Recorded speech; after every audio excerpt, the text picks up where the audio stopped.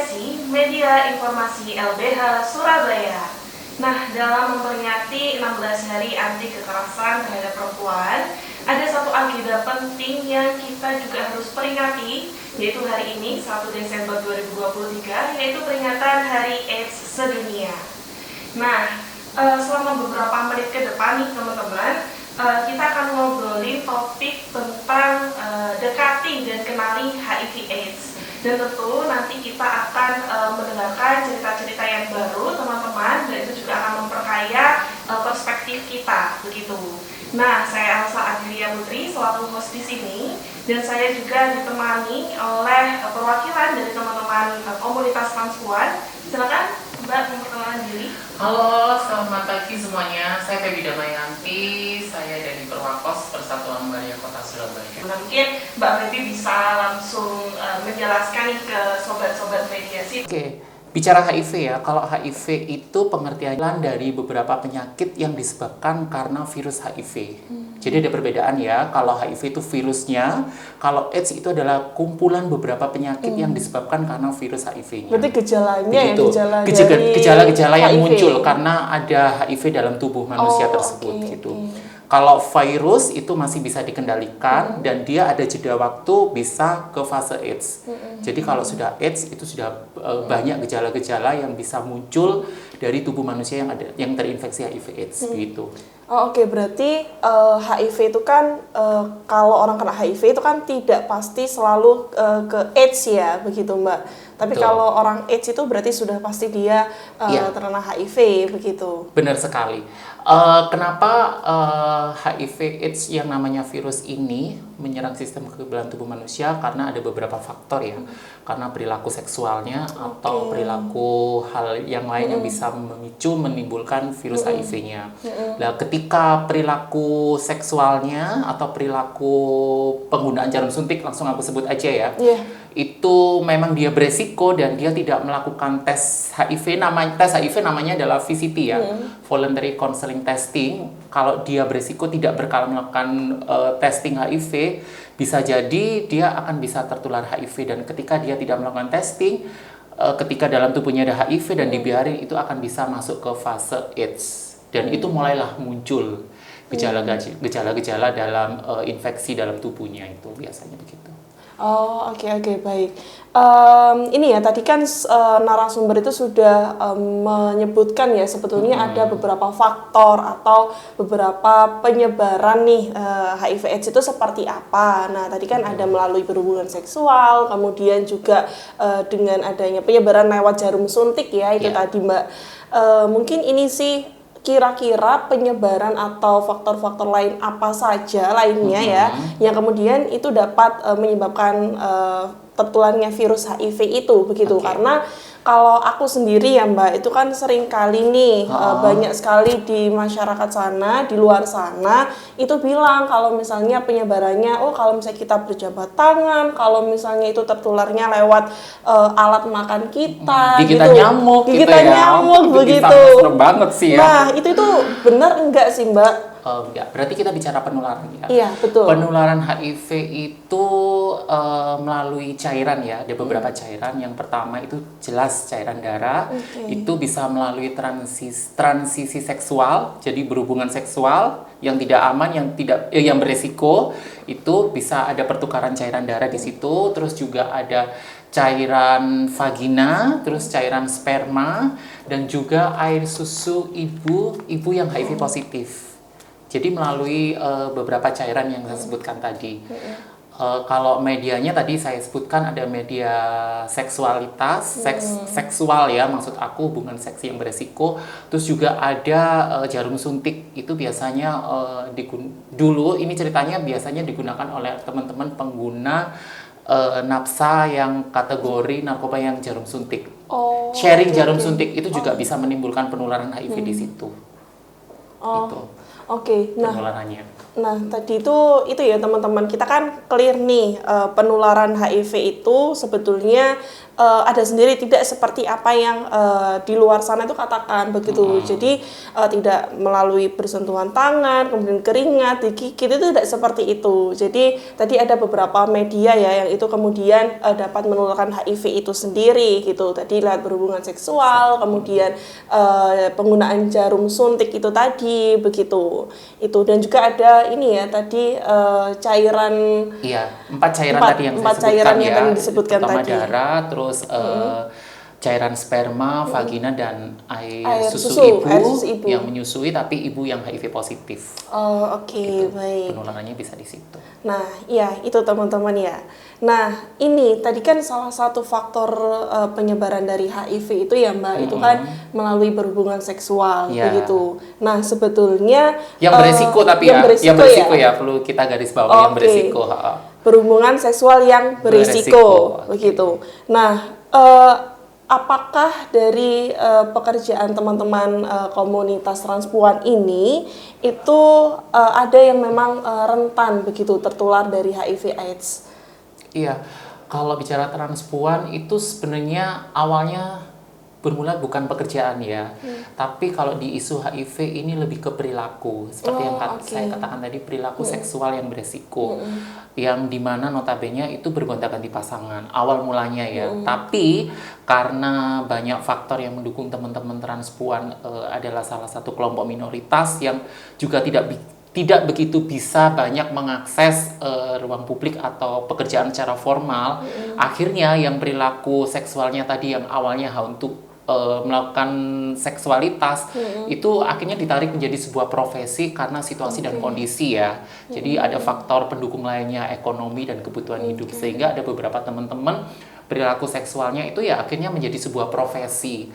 Tapi tidak menutup kemungkinan di luar sana yang tidak dijadikan profesi pun itu menjadi perilaku seksual yang beresiko dan aktif untuk teman-teman transpuan begitu.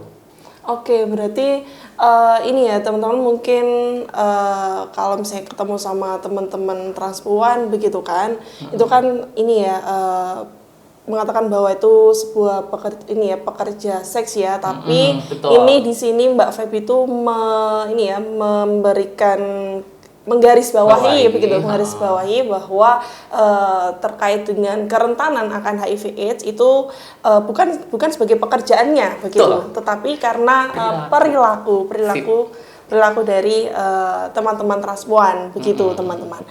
Dan ini kemudian menurut narasumber, menurut Mbak Feby di sini, sebetulnya apakah mayoritas dari teman-teman transpuan itu mulai menyadari terkait dengan kerentanan dan kemudian bahaya dari HIV/AIDS itu? Iya, karena Perwako sendiri ini dalam program penanggulangan HIV/AIDS kan dari 2003, tapi aku belum masuk ya, aku 2010. Itu sudah ada program-program yang reguler yang dilakukan, pendekatan strategi bagaimana bisa mengintervensi dan mengedukasi teman-teman akan sadar perilaku seksualnya.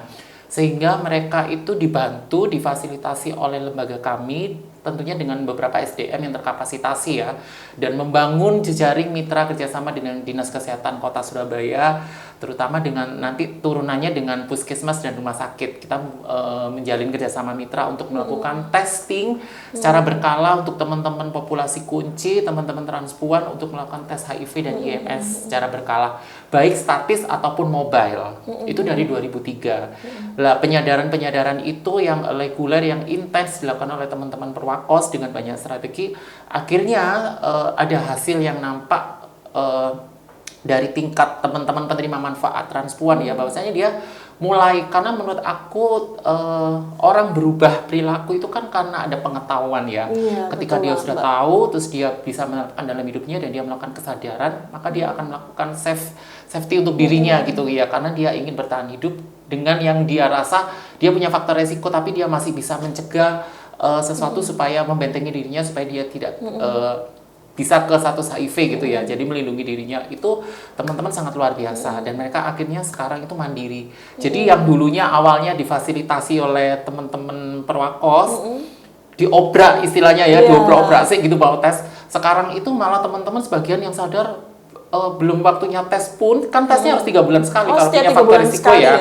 Untuk program HIV yang punya faktor risiko untuk semua populasi kunci itu 3 bulan sekali. Itu teman-teman kan, Mbak, ayo Mbak, aku tes PCT. Loh, kamu belum 3 bulan sampai punya tingkat kesadaran itu. Terus ada beberapa hal teman-teman itu untuk testing ya kliennya. Ada yang mandiri datang sendiri tanpa didampingi. Itu juga salah satu keberhasilan dari program intervensinya Perwakos di program HIV. Terus sampai aku boleh bicara alat kontrasepsi nggak sih? Ini kan salah satu bentuk pencegahan ya. Betul banget. Silakan Mbak. Ini kan Oke, ruang aman juga iya. kan. Kita bisa bebas menyampaikan. Kondom dalam isu kesehatan penanggulangan HIV/AIDS ini satu paket ya, edukasi. Ketika ngomong pencegahan ya kita harus tahu logistiknya apa nih, yaitu kondom. Itu ketika di awal pun sampai sekarang sih disubsidi oleh pemerintah. Ketika subsidi itu ada beberapa stock out yang tidak ada, teman-teman tuh sampai berani loh beli sendiri tanpa harus menjagakan subsidi, karena tingkat pemahaman, pengetahuan dan kesadaran dia akan pentingnya safety untuk menjaga dirinya supaya tidak terinfeksi HIV itu sangat luar biasa. Begitu. Oh, berarti di sini kan kita jadi tahu nih ya sobat-sobat mediasi bahwa sebetulnya tingkat kesadaran akan pentingnya pencegahan dari tertular HIV/AIDS itu di teman-teman komunitas khususnya Perwakos itu sudah sangat tinggi begitu. Bahkan kan tadi kayak sudah ada beberapa program yang itu mulai dari testing tadi ya, testing HIV begitu. Nanti kita akan ngobrolin soal ini ya, testing HIV yang tadi dibilangkan sama Mbak Feby ya, soal VCT itu teman-teman. Tapi sabar dulu. Dan juga tadi soal edukasi penyadaran itu sendiri yang sampai itu membuat teman-teman itu ketika sudah penyadaran itu sering dilakukan itu mandiri begitu dalam melakukan upaya-upaya pencegahan dari HIV/AIDS itu begitu. Boleh aku nambahin sedikit ya? Iya, silakan Mbak Feby. Nanti takutnya teman-teman yang nonton itu kan cuma cerita, tapi ada bukti data. Itu bisa nanti di cross check di Dinas Kesehatan Kota ataupun lembaga-lembaga donor program penanggulangan HIV/AIDS ya. Aku bicara 10 tahun terakhir dari yang tadi Perwakos 2003 sampai sekarang itu 10 terakhir data menunjukkan bahwa aku bicara Surabaya dulu ya. Secara Surabaya dulu angka temuan HIV positif teman-teman transpuan tuh kecil di 10 tahun terakhir, tapi yang lebih spesifik di 2 tahun terakhir kemarin, karena aku juga petugas lapangan ya, intervensi teman-teman waria, itu dalam 1 tahun cuma 3-4 orang temuan HIV dari sekitar 160 sampai 180 yang melakukan testing dalam 1 tahun. Dibanding populasi kunci yang lain ya. Maksudnya bukan ingin membandingkan, tapi ada di program HIV itu sasaran program ada 4 populasi kunci. Untuk transpuan ini temuan barunya sangat kecil. Oke, teman-teman transpuan ini temuannya sangat kecil sekali nih teman-teman. Itu harus dicatat. Ini juga berdasarkan pengalaman loh dari Mbak Feby selaku perwakilan dari teman-teman komunitas Perwakos begitu. Nah, kemudian Mbak, ini tuh sembari ini ya mencoba kita mau flashback tadi soal masalah penyebaran begitu. Nah, di sini kan aku rasa juga orang-orang di luar sana itu masih gitu menstigma, mendiskriminasi bahkan kan bahwa kalau misalnya kita nih berteman, mungkin kayak aku sekarang nih lagi di sebelahnya sama Mbak Feby gitu kan, berjabat tangan atau mungkin kita melakukan aktivitas yang bersama begitu. Nah, itu kemudian distigma bahwa lo jangan dekat-dekat mereka begitu karena nanti akan tertular HIV dan lain sebagainya begitu. Nah, menurut Mbak Feby itu gimana pandangannya terkait dengan hal tersebut dan sebetulnya apa sih yang perlu diluruskan dari pandangan orang-orang di luar sana itu? Begitu. Tadi contoh kecil sudah saya sempat sampaikan ya, bagaimana teman-teman transpuan ketika dia sudah paham, tahu. Menurut aku pengetahuan itu sangat penting, dan di era sekarang itu kan pengetahuan bisa didapat dimanapun ya, di digital, di layanan kesehatan ataupun di kelompok-kelompok yang isunya memang konsen di isu HIV. Aku rasa pengetahuan itu bisa didapat gitu loh. Tapi saya tidak menyalahkan masyarakat yang memang tidak tahu ya tentang hal ini, tapi penting bagi saya menyatakan di sini bahwasanya sekali lagi HIV itu menular melalui beberapa faktor yang saya sebutkan tadi. Penularan melalui seksual dan sharing jarum suntik. Ketika dua hal ini tidak dilakukan oleh Anda jangan khawatir, Anda tidak akan tertular. Bersentuhan tangan, berdiskusi, berjalan bareng, ke mall bareng, makan bareng dengan transpuan terutama itu tidak akan bisa menularkan HIV. Jadi penularannya tadi ya seksualitas dan sharing jarum suntik itu.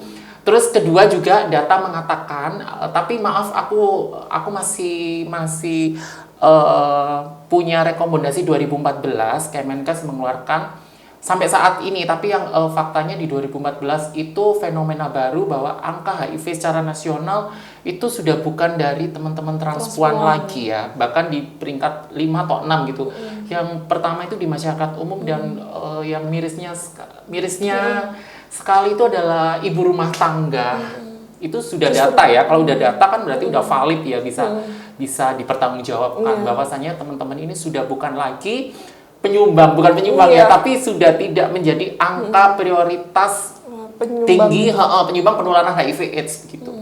Oke, perlu dicatat nih ya teman-teman semuanya bahwa ingat sekali lagi teman-teman transpuan itu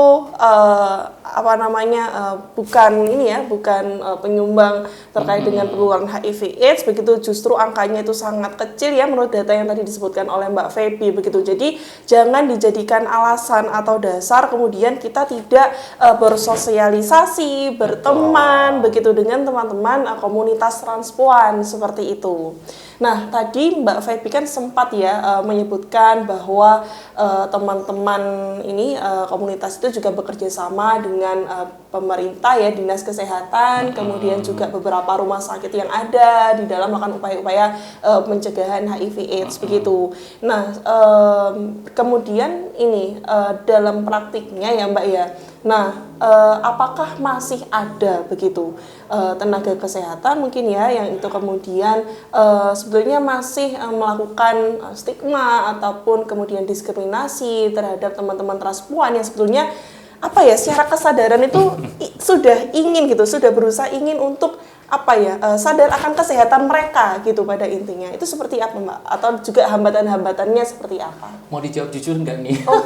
Jujur aja Mbak. Iya. Tentunya itu kita nggak bisa memaksakan semua orang bisa menerima keberadaan kami ya, karena masih kita juga menghargai nilai-nilai individu tiap orang gitu ya.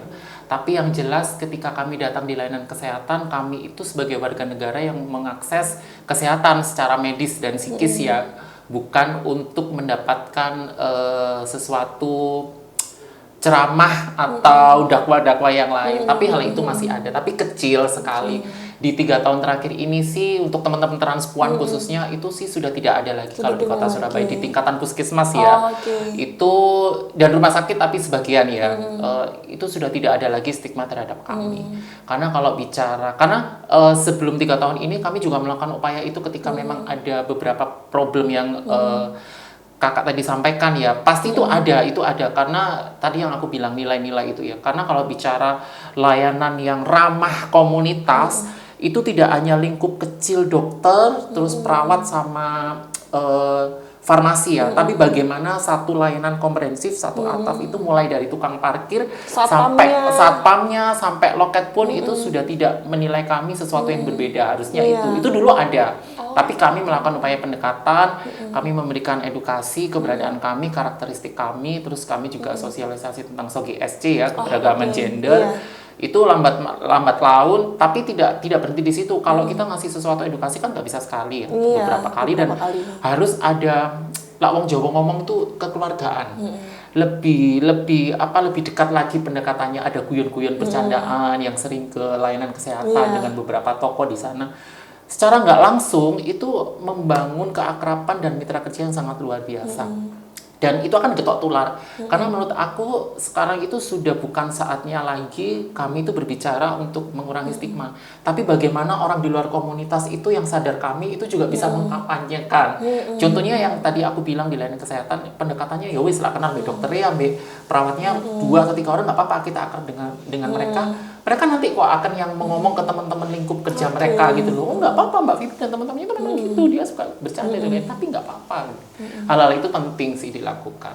Oke, ini juga suatu hal yang menarik nih buat kita ya teman-teman begitu, bahwa ternyata upaya-upaya penyadaran ini ya, maksudnya gimana agar tidak ada terjadi stigma lagi begitu kan, teman-teman komunitas juga melakukan pendekatan begitu ya, dan kemudian harapannya tidak fokus lagi soal stigma, tapi gimana membangun kedekatan itu, kemudian supaya mereka tuh juga ngomongin nih ke kawan-kawan yang yang lain begitu, bahwa ini teman-teman komunitas itu juga baik gitu kan. Kemudian kita bisa lebih menghargai keberagaman gender begitu, seperti itu. Dan juga sebetulnya kan kayak hak kita untuk mendapatkan akses kesehatan gitu kan hak kita sebagai warga negara ya, dan itu siapapun kita gitu kan, apapun gender kita begitu, itu kan yang harusnya pemerintah ya itu melalui ini ya rumah sakit begitu, kemudian itu tidak melakukan adanya pembedaan itu begitu. Dan satu lagi, keterlibatan aktif secara bermakna teman-teman itu berdampak ada hasil. Contohnya apa? Akhirnya ada beberapa petugas layanan kesehatan itu menggunakan jasa teman-teman ketika saudaranya, kerabatnya wedding, teman-teman yang pinter ngerias semua itu dipanggil. Itu kan menurut aku kepercayaan ya. Iya. Terus ada event-event lain yang bisa nyanyi, nari itu juga terlibat. Bahkan di tempat aku Surabaya Barat itu saking mitra jejaringnya bagus banget dengan, boleh saya sebut ya, layanan puskesmas Memi. Kami itu dilibatkan dalam pokja mereka, di layanan LKB mereka, teman-teman transpuan itu masuk di situ. Ketika mereka melakukan akreditasi, kami juga diundang sebagai salah satu penilaian oleh tim akreditasi sebagai kelompok masyarakat komunitas. Oke Mbak, tadi kan ini ya sempat disinggung bahwa sebetulnya aktivitas dari teman-teman ini, teman-teman komunitas itu terkait dengan tadi aku singgung soal pekerja seks ya, itu kan bukan profesi ya Mbak, tapi itu kan sebuah perilaku untuk begitu. teman-teman transpuan ya. Iya, untuk teman-teman transpuan khususnya ya.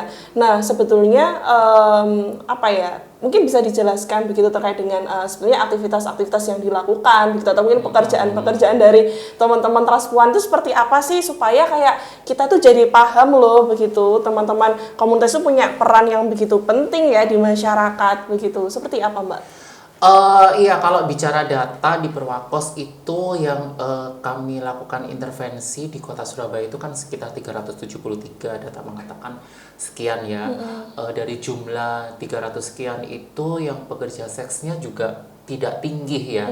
Mungkin sekitar 35-40%, dan yang lainnya itu adalah kayak pengamen, terus juga teman-teman salon wedding, salon potong rambut, terus juga bahkan ada teman-teman itu sebagian yang bekerja sebagai buruh pabrik ya di daerah Surabaya Selatan sana, itu masih ada gitu loh. Jadi tolong perspektifnya dirubah lagi, bahwasanya kami tidak semua transpuan yang ada di kota Surabaya itu adalah pekerja seks ya.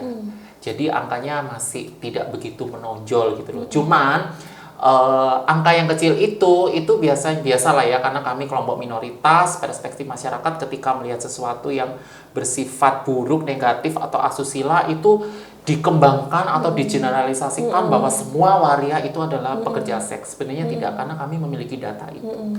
Gitu. Iya, itu kan sebetulnya juga menjadi ini ya Mbak ya, maksudnya kayak merugikan untuk teman-teman komunitas ketika masyarakat itu kemudian berpikir bahwa teman-teman transpuan itu apa namanya bisanya cuma meja di jalan gitu ya, seperti itu kayak gitu.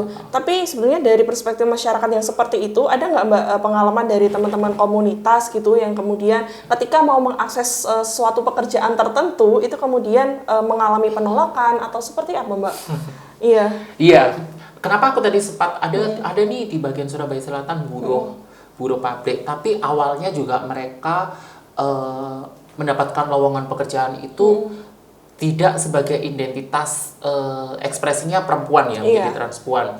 Karena sebagian itu teman-teman ketika mengelamar pekerjaan dengan dandanan perempuan itu pasti ada penolakan. Karena dianggap berbeda ketika dia lihat KTP-nya laki-laki, kok dia ekspresinya perempuan, itu banyak sekali penolakan, hampir tidak ada yang bisa masuk di semua pekerjaan ya. Kenapa saya bilang teman-teman buruh itu ada?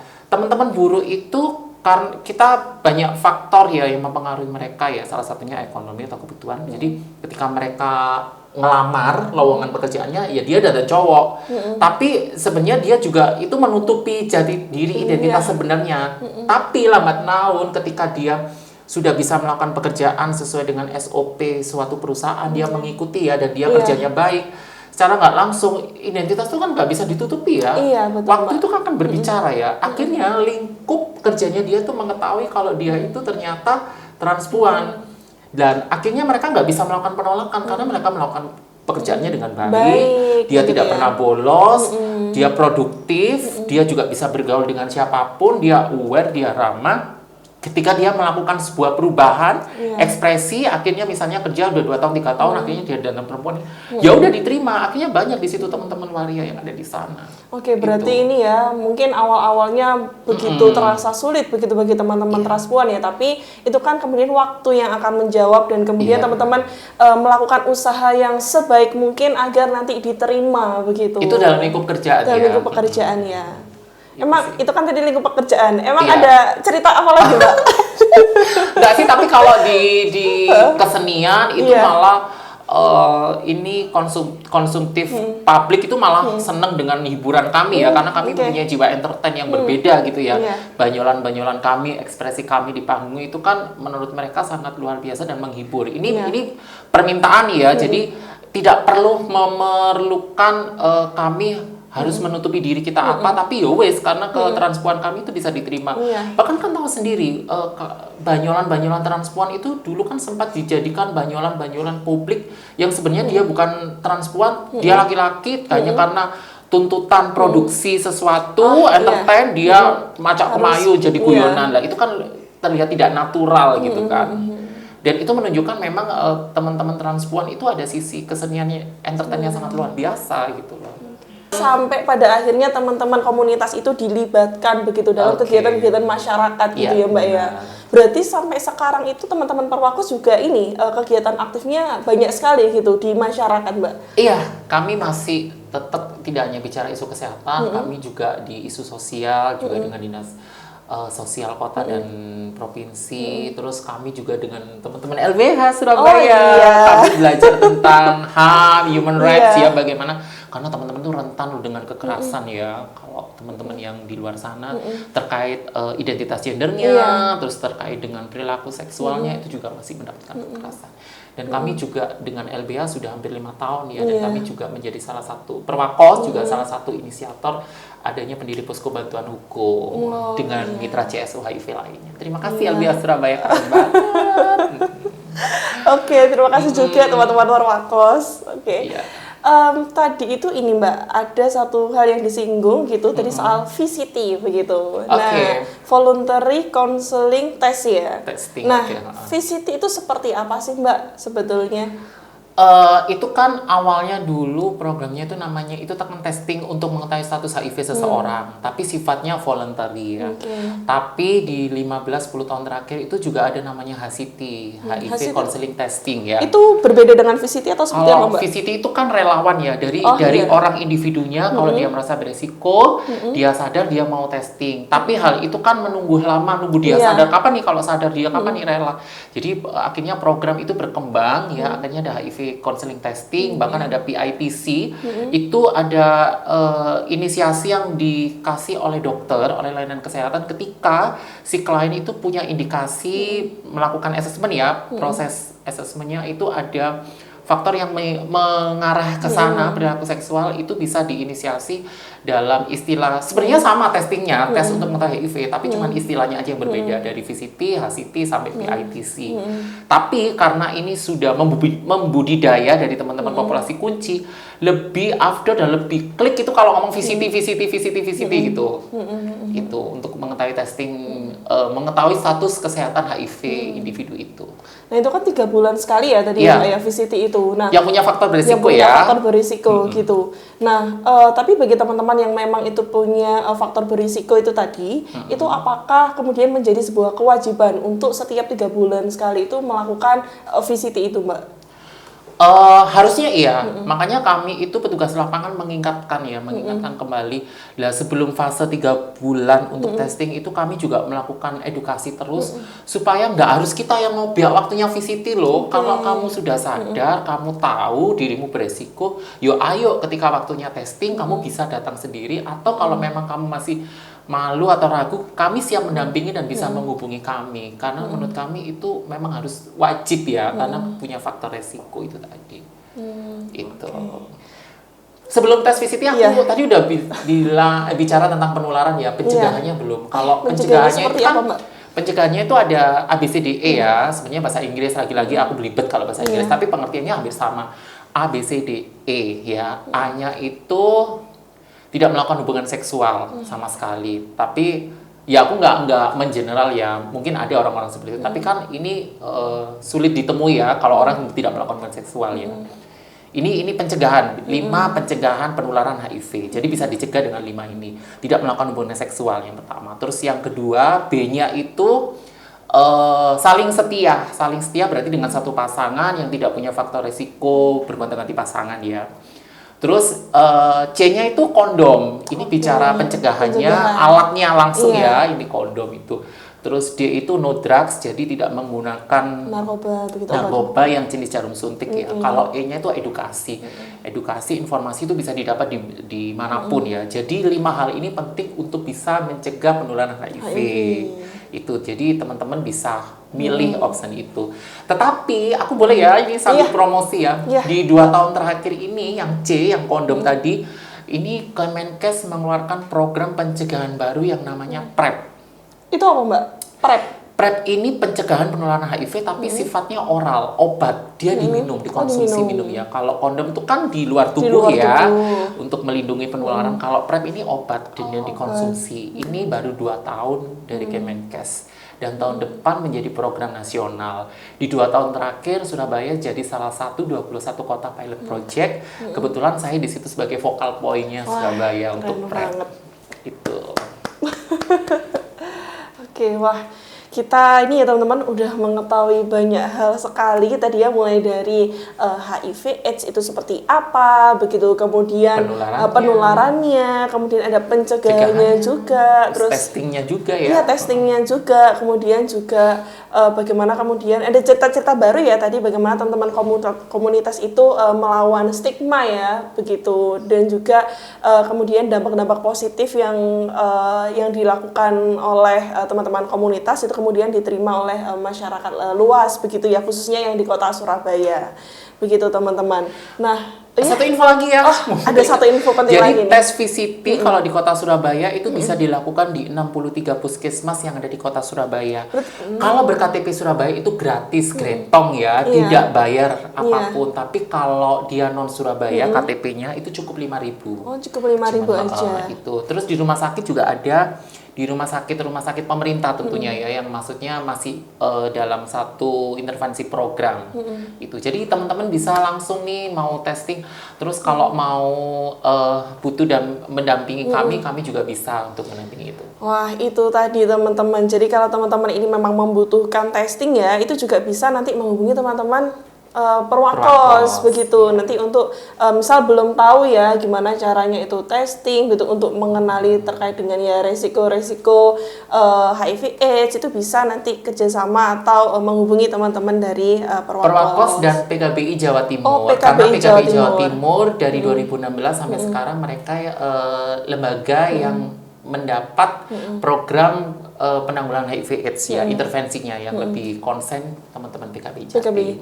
Dan Mbak Feby juga bergabung ke PKBI Jatim ya? Kami bermitra, kami melakukan kerjasama. Karena teman-teman PKBI Jatim merasa belum siap untuk melakukan pendampingan teman-teman komunitas, sehingga bekerja sama dengan Perwakos untuk bantu intervensi nih. Jadi kolaborasi bareng gitu.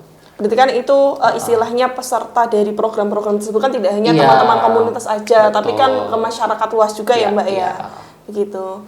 Oke, baik teman-teman, kita sudah ngobrolin banyak begitu. Tapi sebelum ditutup, ini mungkin dari Mbak Feby ada closing statement yang kemudian membangun kesadaran teman-teman nih untuk aware begitu. Khususnya ini ya, kita hari ini memperingati Hari AIDS sedunia begitu. Oke, Hari AIDS ya. Closing statement aku apa ya, mungkin bagi teman-teman di luar sana, ketika memang kalian membutuhkan sesuatu informasi, jangan malu-malu untuk menghubungi kami Perwakos dan PKBI Jatim terkait program penanggulangan HIV/AIDS. Karena menurut saya HIV bukan akhir segalanya. Oke, HIV bukan akhir dari segalanya, teman-teman. Dan juga ada satu hal yang menurutku itu juga penting disampaikan ya, Mbak ya, bahwa teman-teman terkait dengan keberadaan dari teman-teman komunitas transpuan ini, begitu sekali lagi jangan teman-teman kemudian untuk menstigma ya, bahwa kemudian oh ini apa namanya pembawa HIV/AIDS dan lain sebagainya begitu, tapi tidak begitu, tidak seperti itu teman-teman. Bahkan khususnya teman-teman Perwakos yang ada di Surabaya begitu, justru juga sangat kecil ya Mbak ya tadi ya, angka ini ya penyumbang begitu HIV/AIDS begitu teman-teman. Itu Boleh aja? tambahin sedikit? Oh iya, nambahin lagi. Silakan Mbak. Iya. Jadi penularan HIV yang harus digarisbawahi itu tidak ada hubungannya dengan identitas gender, dengan orientasi seksual, tidak ada hubungannya dengan ekspresi ya. Tapi hubungannya di situ adalah kalau penularan HIV adalah perilaku beresiko. Cuman itu. Perilaku berisiko. Itu yang menjadi penularan HIV ya. Jadi nggak ada lah hubungannya dengan identitas waria, teman-teman gay, nggak ada hubungannya dengan itu kalau bicara HIV ya. Oke, udah sangat tegas sekali itu teman-teman. Ingat ya, perilaku berisiko yang itu menyebabkan berisiko HIV/AIDS. Oke, itu saja teman-teman. Terima kasih sudah menyaksikan podcast kita pada hari ini. Dekati dan kenali HIV/AIDS. Hari ini saya Elsa dan juga Feby Damayanti. Oke, sekian terima kasih. Sampai jumpa lagi di Mediasi, Media Informasi LBH Surabaya. Dadah!